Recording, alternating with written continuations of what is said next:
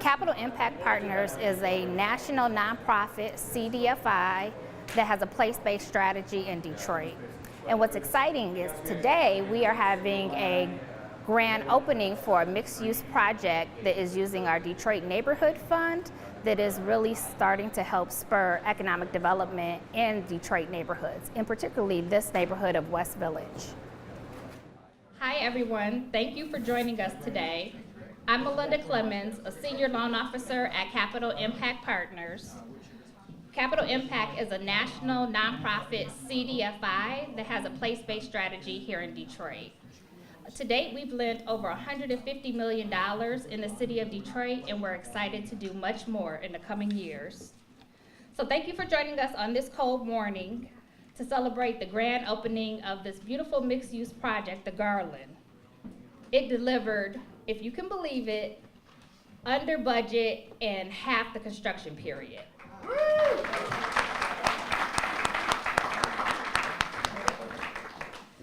We financed this project with Chase's Detroit Neighborhood Fund and with our partner, Motor City Match.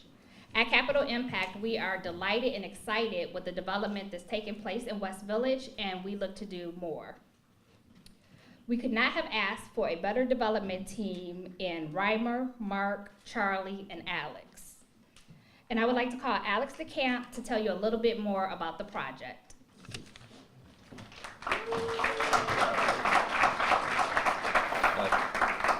Thanks, Melinda.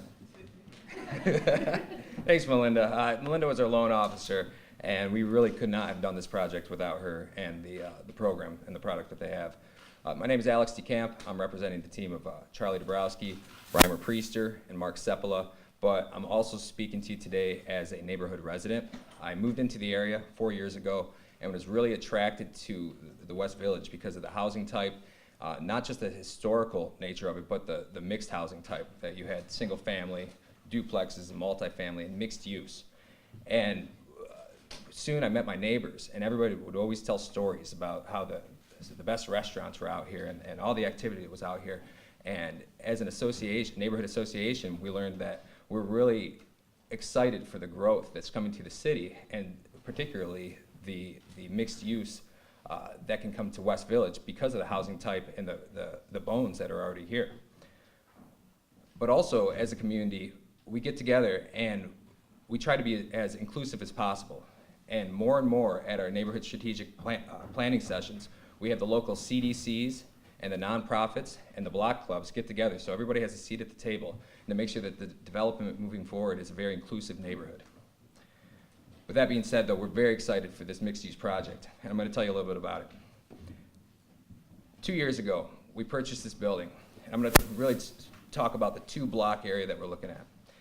This building was basically a mud pit, a vacant structure, and a big hole in the ground over here. We knew that it had potential, though. Soon, we found our builder, Shane Overby, and we found our architect, Scott Moshnick, and we worked under the tutelage of our consultant, who was Vince DiTillo. And we worked and came up with a budget and a plan, something that we could all be proud of. We then worked with Councilwoman Sheffield and her team and applied for an Oprah tax abatement, which was necessary to make sure that this deal penciled out. Then the next part was the hard part. We had to find tenants that also believed in the area. Because you have to understand that 2 years ago, we basically had about 3 or 4 commercial tenants on this block and a lot of vacant structure. Well, along the way, we met up with Melinda, and she believed in the project, and we applied for the loan. And Motor City Match, we also won a grant award for Motor City Match, the DGC, which covered the gap in the financing. So to say that we couldn't have done this project without them is so truthful, because we were here and the gap was necessary in order to close the project. We started construction this spring, and with help from Becca Priester in picking out our residential finishes, we're now proud to say we are currently pre-leasing the residential units upstairs, and we're handing the keys to the commercial tenants this month.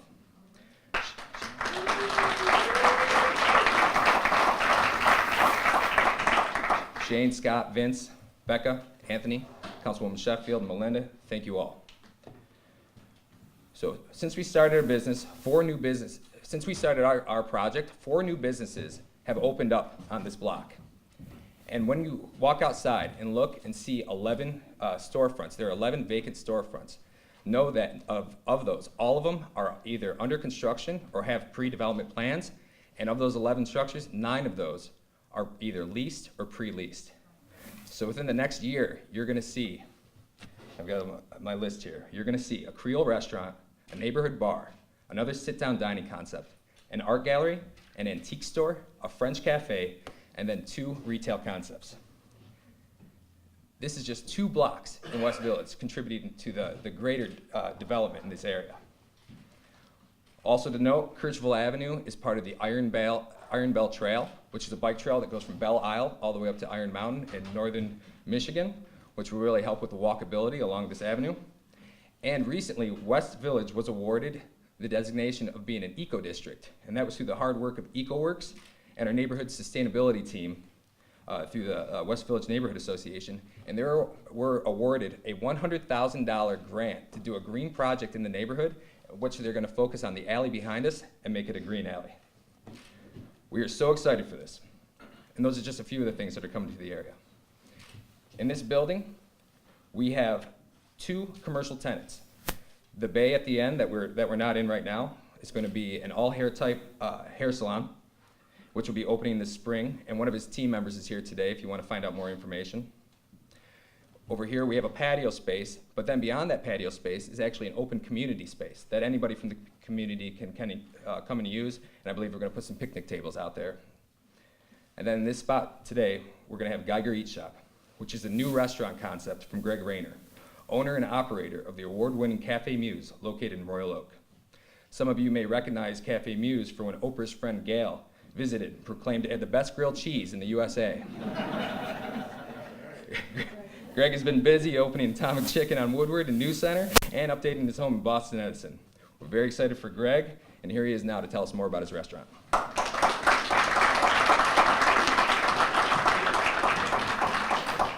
Thanks a lot. I guess I have a lot to live up to now. And hopefully when you guys come back, you'll actually buy something here, because you are in my space. So one of the goals here was to make a neighborhood restaurant, because you can't have a neighborhood without some place that you can walk to, without some place where people can gather and just basically, find out what's happening in the neighborhood. And that's one of the things that I wanted to do here. At Cafe Muse in Royal Oak, we focus on locally sourced, fresh ingredients, things that we actually make in-house, and I want to take that one step further and just make it like ramped up as far as seasonality, comfort food. I don't want anything too fancy, too over the top, but someplace where someone can go every day. And being a resident of Atkinson Avenue, I know how important it is to actually have a community where you can walk. If you don't have your neighbors out walking about, you don't get to know each other. And I see Kercheval as being that area here. And on that note, I just wanted to thank JP Morgan Chase and Jamie Dimon and introduce him. They're doing a great job here in the city. They've actually promised to invest over $100 million, and they've been active in the community for 80 years.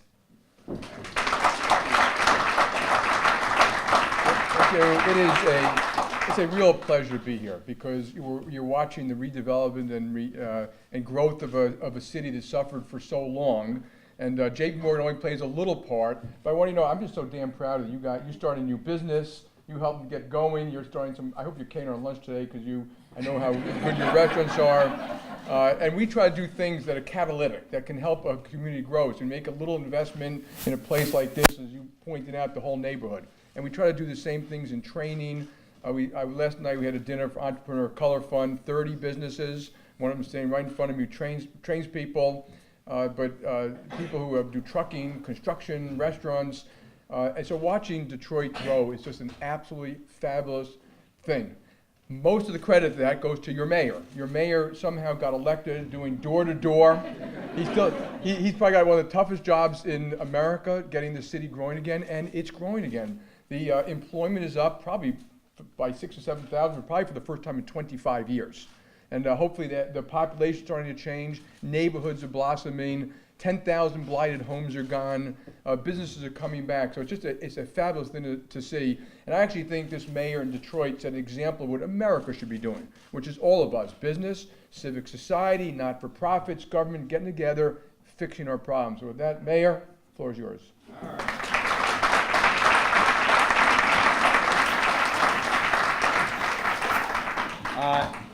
This is really what's fun about this job. I mean, listen to the story. I mean, Alex lives in the neighborhood, entrepreneur from Detroit, drives by this vacant building every day and says, I can develop that.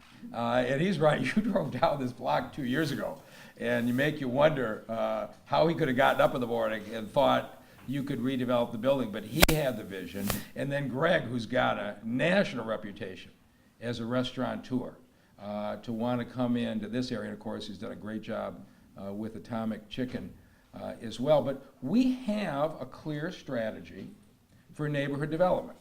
And that is, there are people who want to write about the areas of this city that are sparsely populated, and they're there, and we got challenges.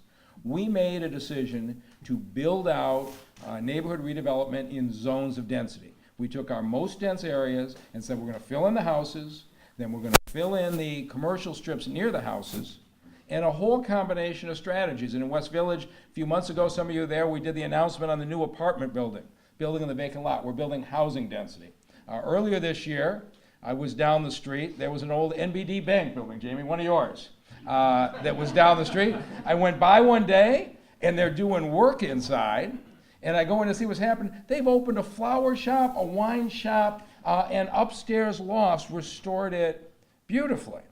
And I know how far this neighborhood's come back because my wife, Lori, walked into the press conference today, and J.B. Diamond says, I've been here a bunch of times. How come you came to this one?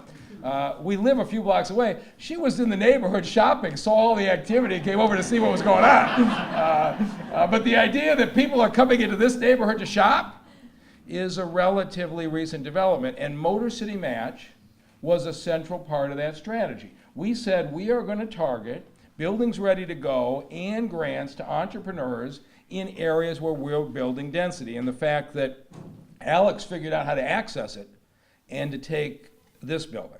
But you layer on top of that, when Jamie Dimon says they're small contributors, that is not true. JP Morgan Chase has been a huge contributor every step of the way. And when they first came in and said, we want to invest $100 million in the city, I got to tell you, in this city, you can spend $100 million in a short period of time and not see any difference. They came in very strategically with us and said, what should we be doing? Put money into capital impact in the CDFIs to make the loans. Jamie Dimon's been with me in houses in East English Village that were fixed up by loans through a program they started. And every time he comes to town, we're opening a new building where they made it. But here's the thing. They aren't saying we're just going to do one big loan in downtown, which certainly we value deeply. He said, show us how we can make investments in your neighborhood redevelopment strategy. And to have the CEO of the country's largest bank come in here a couple of times a year, and he knows the difference between the different neighborhoods. He knows the different projects that they've done. He's been personally committed to our city. And when we first drove around back in 2014, I said, if we do it, these are the kind of things that are going to happen. You're going to see neighborhoods like this start to thrive again in different parts of the city. He said, I want to be a part of it, and I'm so pleased that he is. So congratulations to everybody involved. Another great step forward. And Jamie, looking forward to your next visit.